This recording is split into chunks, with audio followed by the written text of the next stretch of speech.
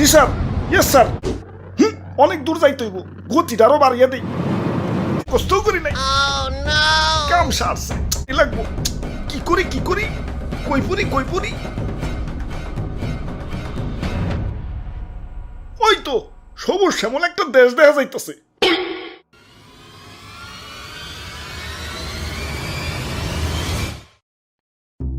ভাই যাইতে দেন ভাই, দেরি হয়ে যাইতাছে। আব্বে হালায় তুমি কোন এসে দেখছো? চাঁদা পয়েন্ট, মানে চাঁদা ছাড়া ঢুকতে দন যাবো না। ওরে বাপুরে, ইয়া চাঁদা দেও আর আগে বাড়াও। চাঁদা তুলেন কেন ভাই? এটা তো ঠিক না ভাই। এত কথা না কইয়ে চাঁদা দিয়ে বিদায় হও। পিছে সিরিয়াল লাগছে দেখো না।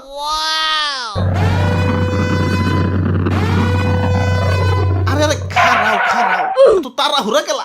ওই আমার পথ কেউ না, আমার একটু সামনে গিয়া ফুটতে হইব। কিন্তু সামনে যাইতে হলে যে চাঁদা দেন লাগবো। এই চাঁদা হবাই চাঁদা, এই রাস্তা দিয়ে যেই যাইব তারই চাঁদা দিতে হইব। দেন আপনার চাঁদা দাদা 150 টাকা। 150 টাকা? এই আমার কাছে কোনো টাকা নাই। টেকা না থাকলে তো যাইতে দেন যাবো না। ওই ইমার্জেন্সি পাই, আদা ছাড়া তো কোনোভাবেই যাবার দেন যাবো না। কাম সারছে রে। কোন দেশে বললাম? অন্য দেশে ঢুকতে গেলে তো এন্টি মিসাইল সিস্টেমের মুখোমুখি হইতে হয়, এনে তো চাঁদার মুখোমুখি অন লাগতাছে।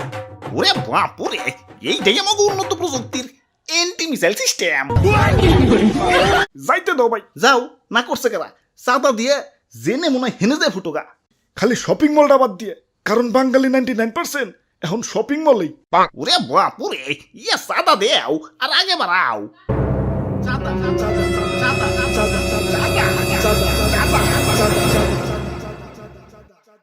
আরে ধর, এই তখন মানুষের জ্বালায় কোথাও শান্তি পাইতাছি না। একে তো আমার জায়গায় জায়গায় ফুটিয়া ফাটিয়া দুনিয়া জুড়ে একটা গ্যাঞ্জাম বাজিয়ে দিছে, তার উপরে তোরা চাঁদাবাজিতে রাস্তা আটকে বই রইছস।